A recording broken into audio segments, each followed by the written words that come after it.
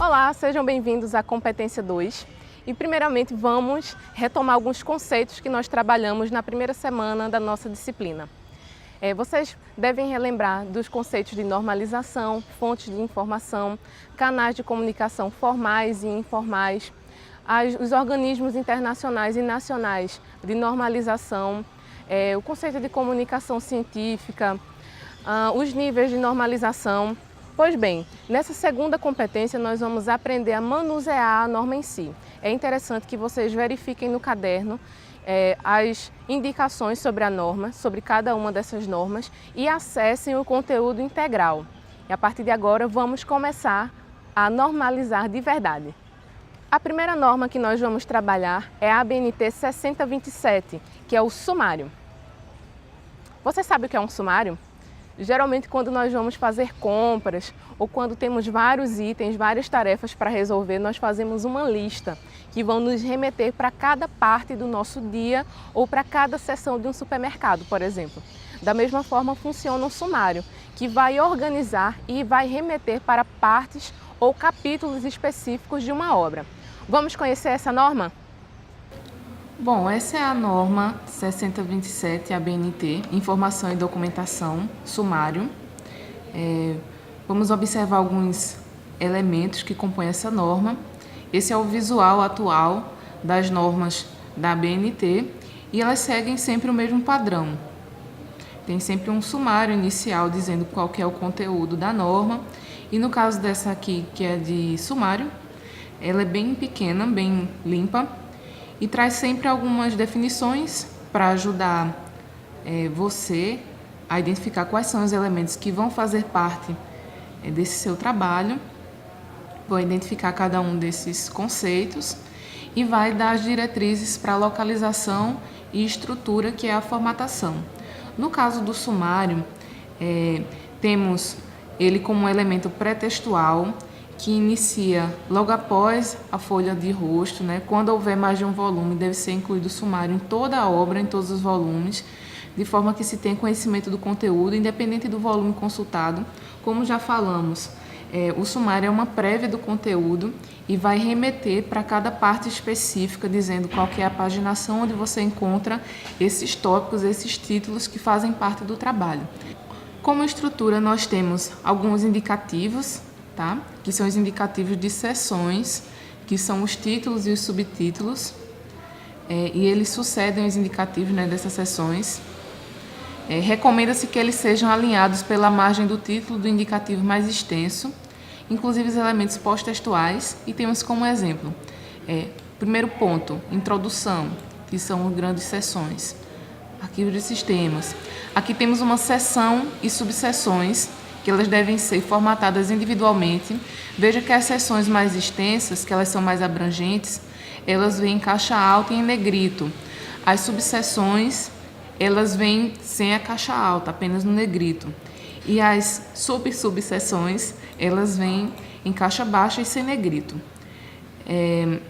Existem algumas regras gerais de apresentação.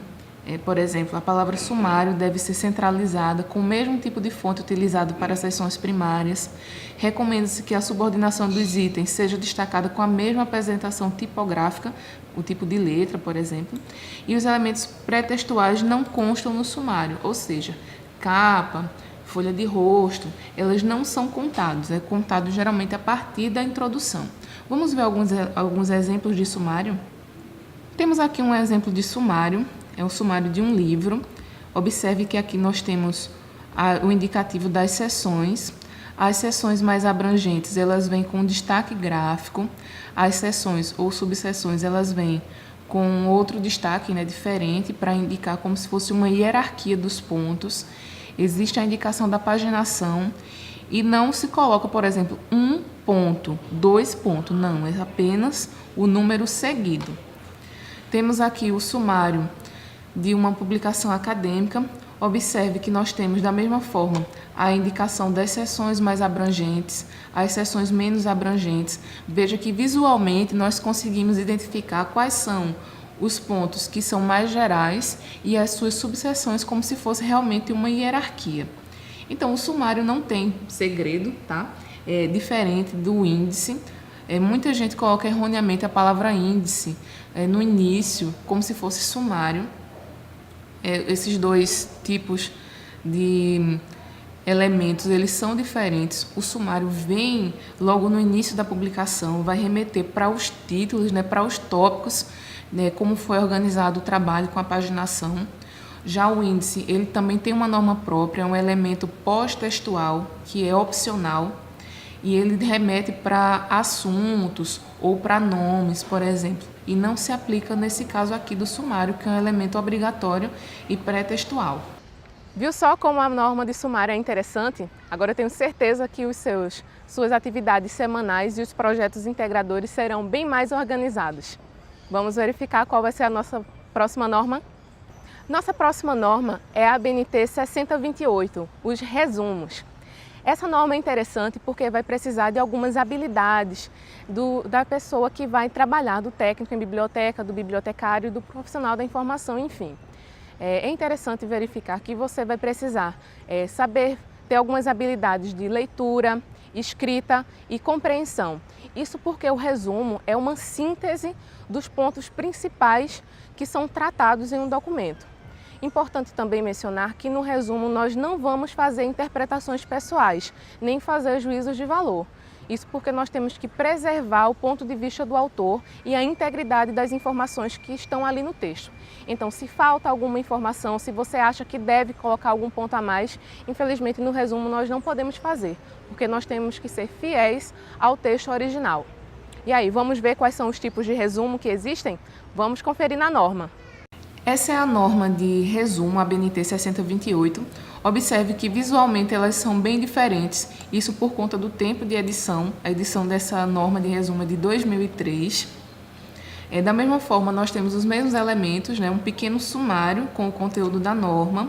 Temos as definições para cada um dos elementos que compõem essa norma. Por exemplo, se nós temos o resumo, palavra-chave, resumo crítico, resumo indicativo, resumo informativo, nós temos as definições de cada um dos pontos. A ABNT é bem eficiente nessas questões para que não existam dúvidas para quem está consultando. Temos algumas regras gerais de apresentação, certo? Ele deve ressaltar o objetivo, a metodologia, os resultados e as conclusões do documento. A ordem e a extensão dos itens, eles vão depender do tipo de resumo, se é informativo ou indicativo. Ele deve ser precedido da referência do documento, a não ser quando o resumo faz parte do próprio documento. Por exemplo, se a gente está fazendo esse resumo faz parte de um TCC, a gente não precisa colocar a referência antes, a não ser que nós estejamos fazendo um resumo como se fosse um trabalho de casa. Por exemplo, o professor pede para que você faça o resumo de um livro. Então, nesse trabalho, que vai constar só do resumo, vem primeiro a referência bibliográfica, depois a palavra resumo e, em seguida, o restante dos elementos, o texto propriamente dito. Essa norma é bem pequenininha, ela tem apenas 2 páginas e tem algumas indicações bem interessantes, tá? Por exemplo, deve-se evitar os símbolos e contrações que não sejam de uso corrente. Por exemplo, se eu posso ter uma sigla, por exemplo, que é pouco conhecida, então deve-se evitar. Fórmulas, equações matemáticas, diagramas, não devem constar, a não ser que sejam realmente necessários e se for imprescindível, Em relação à extensão, esse resumo deve ter de 150 a 500 palavras para trabalhos acadêmicos e relatórios científicos, de 100 a 250 palavras quando tiver artigos de periódicos, e de 50 a 100 palavras para os destinados a indicações breves, como é o caso das sinopses de livro, sinopse de filmes, enfim. Vamos ver um exemplo aqui de resumo. Temos aqui um exemplo de um resumo informativo, lembrando que nós temos 3 tipos de resumo. O informativo ele é bem completo, que ele vai tratar sobre o tema central, sobre os objetivos, sobre as conclusões desse trabalho ou o desfecho da história, por exemplo. Nós temos o resumo indicativo, que ele vai trazer apenas alguns pontos principais e ele não vai dispensar a leitura ou a consulta ao documento original, por exemplo, uma sinopse de um vídeo ou de um filme. Ele vai trazer apenas uma indicação bem básica dos elementos. E se você quiser saber realmente detalhes, você vai ter que consultar. E como terceiro tipo de resumo, nós temos a resenha, que é o resumo crítico, também chamado de recensão. Então veja que nós temos 3 termos: resumo crítico, resenha ou recensão. O que é que é esse tipo de resumo? Geralmente é feito por um especialista que vai fazer uma crítica sobre o documento ou sobre a obra. Essa crítica não necessariamente é ruim, é que o especialista vai dar opinião. Além de tratar detalhadamente de cada um dos pontos que são tratados no documento, ele vai fazer uma abordagem pessoal, ele vai dar a opinião dele, já que é um especialista. Nesse exemplo que nós temos aqui, nessa imagem, nós temos a apresentação de um resumo. Veja que a palavra resumo, o título, né? Ele vem centralizado. O texto ele é justificado, não tem indicação de parágrafo, nem é feito em tópicos, é feito um bloco de texto inteiro, tá? É uma sequência de frases concisas e objetivas que não ultrapassa 500 palavras, quando é o caso do resumo para publicações acadêmicas.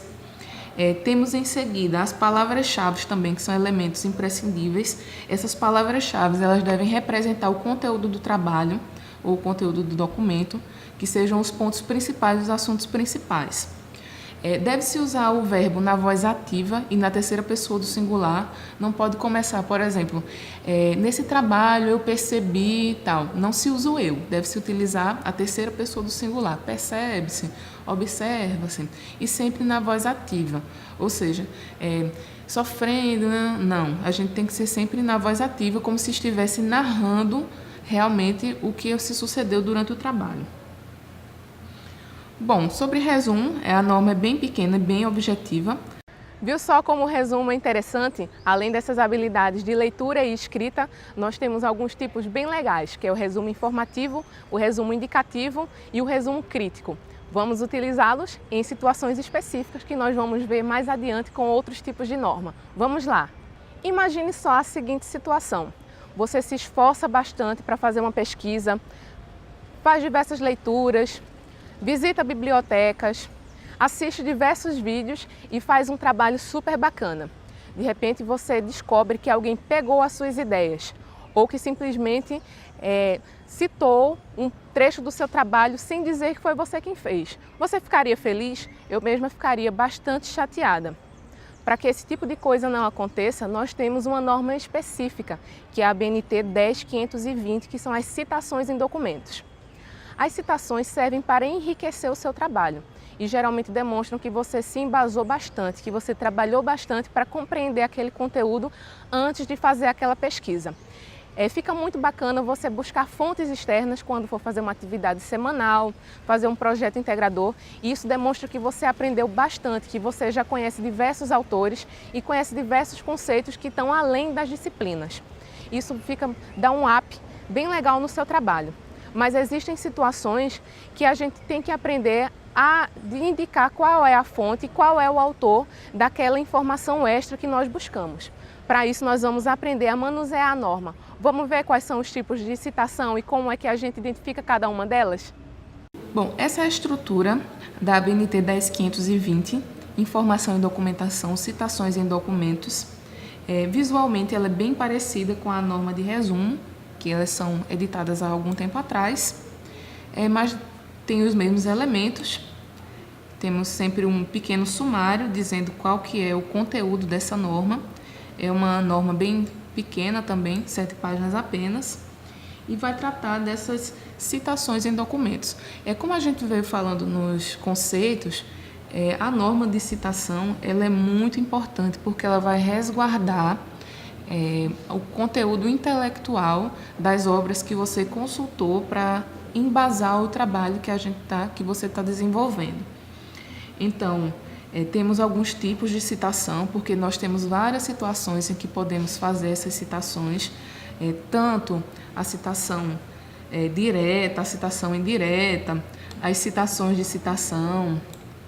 Enfim, essa norma trata detalhadamente de cada um desses pontos. Observe aqui que na definição ela já coloca direitinho quais são as características desses trabalhos, dessas citações. Então, temos aqui regras gerais de apresentação.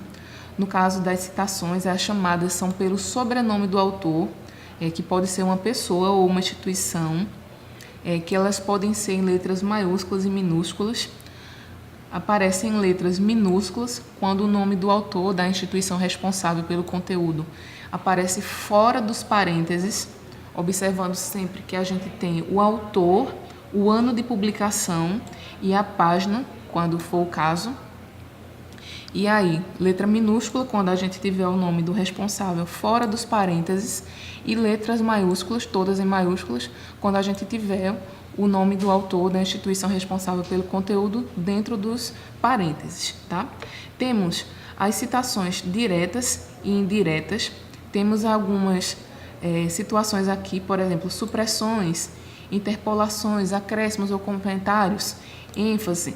Quando a gente quer dar uma ênfase, um destaque, deve ser colocado dentro de colchetes, no caso das supressões. Por exemplo, eu não quero colocar uma frase inteira, eu quero só um trecho.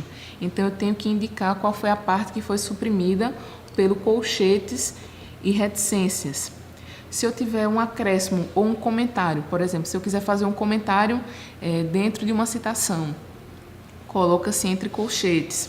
Se eu quiser dar uma ênfase a um trabalho, a alguma palavra ou algum trecho, eu posso colocar grifado, em negrito ou itálico. Vamos ver alguns exemplos de citações aqui. Bom, esse é um exemplo de citação direta. Observe que elas são destacadas entre aspas, para deixar bem claro onde é que está o texto feito por você, por nós quando estamos escrevendo, e onde está o texto que foi retirado de outra fonte de informação. Por exemplo, temos uma citação direta de Morin, uma publicação do ano 2000, página 56, que é onde exatamente está a sua localização. Temos um outro exemplo aqui de citação direta. Observe que não temos aspas. Nesse caso, ocorre quando temos uma citação com mais de 3 linhas. Quando a citação tem menos de 3 linhas, ou 3 linhas exatamente, colocamos entre aspas. Quando tem mais de 3 linhas, colocamos um recuo e essa citação vai ter uma letra menor, a fonte menor do que a que tem no restante do texto. Mas, de toda forma, ainda temos o nome do autor, o ano de publicação e a página. Temos a questão também do APUD, que é a citação de citação. Por exemplo, eu li a obra de Freud, que embasou o meu trabalho, só que eu não pude acessar essa obra de Freud. Eu li o que Freud escreveu no livro de Magalhães, editado em 1996, por exemplo. Então, eu coloco Freud, que é o dono da propriedade, da ideia, citado por ou consultado em Magalhães. Isso significa que eu li Magalhães e não li Freud. E nas referências bibliográficas, eu vou citar a obra que eu tive acesso, no caso, Magalhães. Tem um ponto importante aqui sobre as citações e as referências, que são um ponto muito importante, é que da forma que está citado no texto, eu tenho que fazer obrigatoriamente as referências. Ou seja, existe uma relação de reciprocidade entre as referências e as citações bibliográficas e as citações nos documentos, Então, se eu tenho no texto o nome dos autores com o ano da publicação, esse mesmo título, essa mesma publicação deve ser obrigatoriamente sinalizada nas referências. Então, por exemplo, eu tenho esse primeiro autor de 1981. Ele vai estar bem aqui, com todos os detalhes da obra, onde foi que eu retirei a citação ou onde eu me baseei a ideia. Da mesma forma, os demais autores. Se eles são citados no texto, eles devem vir obrigatoriamente nas referências. Agora, acontece que nem sempre nós tratamos de livros. Nós podemos fazer citações ou nós podemos mencionar uma imagem, uma música, um mapa, uma lei. E aí, para cada tipo de documento, nós temos uma forma de fazer citações diferentes, que é o nosso próximo ponto. Vamos ver?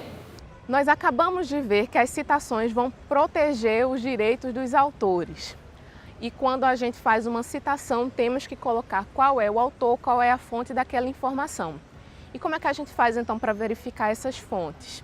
Para isso, nós temos uma norma específica com as referências bibliográficas, que é a ABNT 6023.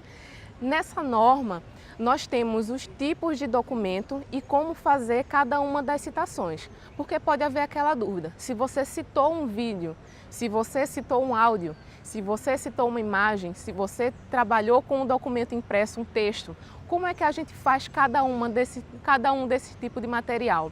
A norma 6023, a ABNT, é bem extensa, traz uma série de exemplos sobre esses tipos de documentos, sobre esses tipos de materiais e o que é que a gente tem que fazer. Identificar primeiro qual é esse tipo de documento que nós temos, se é um mapa, se é uma legislação, abrir a norma, verificar em qual parte está o exemplo e quais são os elementos básicos e aí proceder com a nossa referência.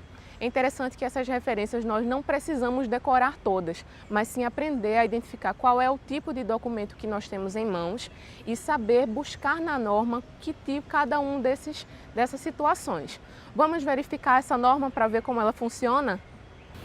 Bom, aqui nós temos a ABNT 6023, que é para referências, elaboração. É uma norma bem extensa, né? Ela é extensa, mas não é complicada. Observe que nós temos, como nós tratamos anteriormente, que para cada tipo de documento nós temos uma forma de fazer referência diferente, então a norma acaba ficando grande para contemplar cada um desses tipos de documentais. Assim como as outras normas, temos um sumário com o conteúdo, né, do que vai ser tratado. Temos as definições que são bem interessantes aqui. Autor pessoa física, autor entidade, capítulo, seção ou parte, que é bem importante aqui na nossa norma de referências, porque existem publicações que são obras coletivas, né, feitas por partes, cada parte por uma pessoa diferente ou por um grupo de pessoas. Por exemplo, eu posso ter uma matéria de jornal, ter um jornal do dia e cada uma das seções ou partes ser resultado de um autor diferente. Então, primeiramente, nós temos aqui as definições de cada um dos pontos, temos a localização das referências, que elas podem aparecer no rodapé, no final do texto de um capítulo, em uma lista de referências, ou precedendo resumos, resenhas e recensões, como nós já vimos na regra de resumos. E temos aqui as regras gerais de apresentação. Temos sempre os elementos essenciais, que são autor ou autores, título, edição, local, editora e data de publicação, que são os elementos essenciais. Existem alguns outros tipos de publicações, né, de documentos, que não vão seguir esses elementos. Por exemplo, se for o caso de um CD, nós não temos uma editora, nós teremos uma gravadora. Se for uma imagem, não teremos editora, porque foi o próprio autor, né, o próprio artista que desenvolveu aquela obra. Então, para cada tipo de documento, nós vamos ter elementos essenciais. Esse exemplo aqui são as monografias. As monografias servem para os livros e para as dissertações também, como nós temos aqui, manual, guias, catálogos, e temos alguns exemplos. Para cada tipo de documento, nós temos as possibilidades. Esse exemplo de monografia, temos ela no todo em meio eletrônico, em partes de monografia, como capítulos, volumes, fragmentos. Temos a questão das monografias em meios eletrônicos. Um outro tipo de documento é a publicação periódica, e aí nós temos os desdobramentos dos tipos de publicação periódica. Temos o artigo ou matéria de jornal. Temos os eventos científicos. Lembra quando a gente falou sobre publicação científica? Então, nós temos os eventos como uma forma de publicação, uma forma de reunião, né, entre os especialistas de uma área. Outro tipo de documento bastante comum é o documento jurídico, como as leis, as jurisprudências, que são as decisões judiciais, as doutrinas. Mais um exemplo de documentos são as imagens em movimento, documentos iconográficos, e para cada um deles nós temos sempre a indicação dos elementos essenciais e quais são os elementos complementares também. Então, observe que nas citações, nas referências bibliográficas, aliás, essa norma não é para decorar.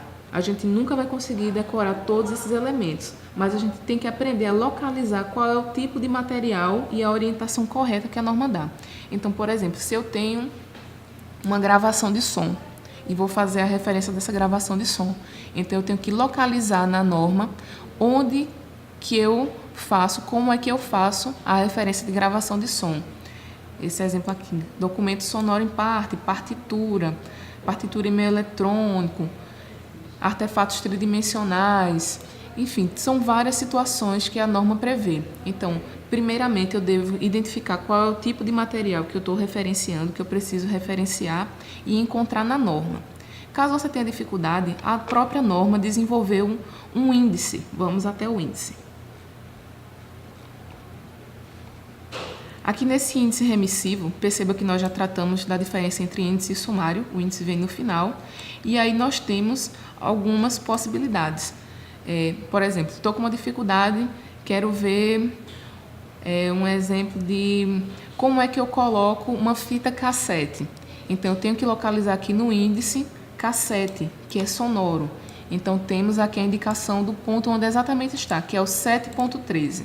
Então, nós subimos até o ponto 7.13, que vai estar exatamente qual é o tipo de documento que eu estou precisando. 7.13, aqui, documento sonoro no tudo. Então, eu temos aqui, inclui disco, CD, cassete, rolo, entre outros. Então, perceba que sempre que houver um tipo diferente de documento, eu tenho que localizá-lo para ver como é que a regra vai fazer vai dar as formas de fazer a referenciação. Viu só como as referências são interessantes? É interessante você aprender também que as referências vêm ao final do trabalho.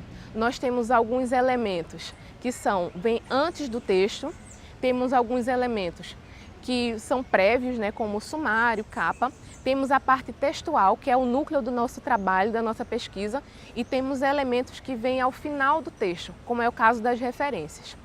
Para finalizar a nossa série de normas dessa disciplina, vamos falar agora da norma de trabalhos acadêmicos, que é a ABNT 14724. Essa é a norma mais extensa e um pouco mais trabalhosa, mas não é difícil não, tá?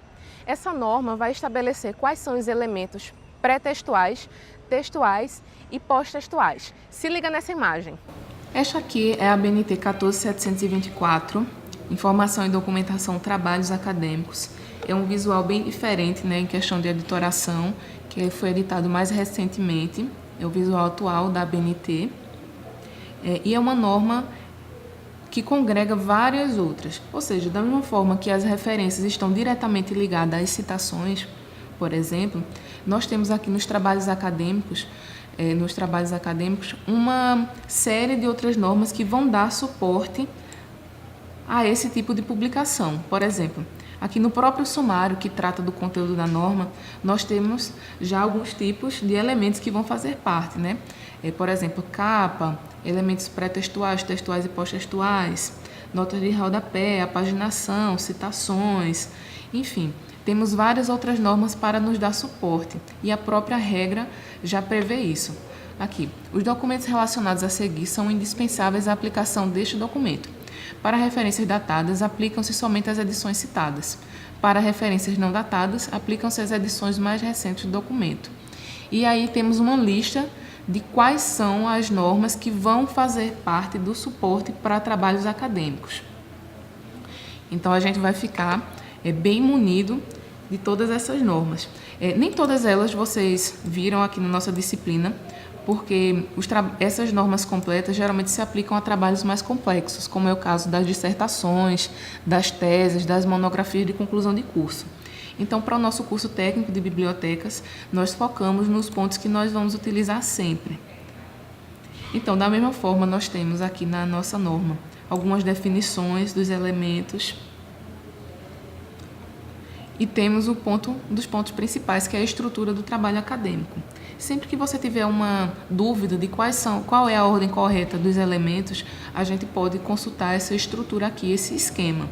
Então, na parte externa, nós temos a capa, que é um elemento obrigatório, e a lombada, que é opcional, que é a parte externa do livro, que segura as folhas, né? Geralmente tem o nome, o título do livro, o nome do autor. E na parte interna nós temos os elementos pré-textuais, que são compostos pela folha de rosto, que é obrigatória, errata, folha de aprovação, dedicatória, agradecimentos, epígrafes, resumo na língua vernácula, né, que é nosso idioma, resumo em língua estrangeira, lista de ilustração, lista de tabelas, lista de abreviaturas, lista de símbolos e sumário, que é obrigatório. Para os elementos textuais, que é o próprio desenvolvimento do trabalho em si, nós temos a introdução, desenvolvimento e conclusão, e como elementos pós-textuais, as referências, que é um elemento obrigatório, o glossário, apêndice, anexo e índice, que são elementos opcionais. Observe que aqui nós temos a ordem de cada elemento e que existem normas específicas para cada uma das partes de uma publicação acadêmica, como nós já vimos algumas aqui no nosso curso, né, no decorrer da nossa disciplina. É importante mencionar que nem todos os trabalhos vão cobrir todos esses elementos aqui. Então, não se assustem quando verem todos esses elementos, certo? Porque alguns trabalhos são mais complexos e mais aprofundados e vão exigir mais elementos, como as teses e dissertações. E, geralmente, trabalhos mais correntes, como artigos e trabalhos em geral, têm poucos pontos. E, na dúvida, é necessário verificar quais serão adequados para a sua realidade. E procure sempre informações com o seu orientador e professor, ou seja, para atividades semanais, projetos integradores, nós não vamos precisar de todos esses elementos. O que é que a gente tem que fazer? Verificar qual é a situação e quais são os elementos exigidos e aí fazer a aplicação da norma. Essa norma para trabalhos acadêmicos tem alguns pontos, né, de formatação, sobre espaçamento, que é o espaçamento 1,5 entre linhas, a questão das notas de rodapé, as margens, esquerda e superior 3 centímetros, direita e inferior 2 centímetros. E é importante que você faça a leitura, que você observe cada uma dessas normas para que se intere do conteúdo realmente. Eu aposto que com essa norma de trabalhos acadêmicos você ficou cheio de informações, não é verdade? Isso porque essa norma de trabalhos acadêmicos tem com essa infinidade de elementos, precisa de muitas outras normas como suporte, inclusive as normas que nós vimos aqui na nossa disciplina. Você viu quantas normas nós trabalhamos ao longo da disciplina? É interessante mencionar que nem todos os trabalhos que nós formos desenvolver vão precisar exatamente de todas essas normas. A gente tem que verificar qual é a profundidade do assunto, qual é a necessidade, né, qual é a cobertura do trabalho e verificar quais são os elementos que vão fazer parte dessa nossa pesquisa, dessa nossa investigação. Por exemplo, se nós temos um trabalho escolar, um trabalho do curso técnico, geralmente nós vamos precisar de menos normas. Mas se nós temos um trabalho maior, como um trabalho de conclusão de curso, uma tese, uma dissertação, então nós vamos precisar de mais elementos. E aí, o que é que a gente faz? A gente tem que verificar junto à instituição, junto ao professor, qual vai ser a profundidade do nosso trabalho e quais são os elementos que vão fazer parte dessa nossa investigação, certo? Então, ficamos por aqui. Agradeço a sua companhia nessa nossa disciplina de normalização documentária. Espero que vocês tenham aprendido muito. E para finalizar, uma dica de ouro: não fique desesperado nem fique preocupado quando o trabalho precisar de normas técnicas da ABNT. Porque essas normas elas servem para consulta, elas estarão sempre disponíveis. Elas não são para decorar, são para a gente consultar. É igual um manual na hora de montar alguma coisa. A gente consulta para fazer aquela tarefa. A gente não precisa necessariamente colocar ela toda na nossa cabeça. A gente tem sim que aprender a identificar qual é a situação, qual é a norma que corresponde e como nós podemos utilizá-la. Se tiver alguma dúvida, nos procure nos fóruns. Até mais!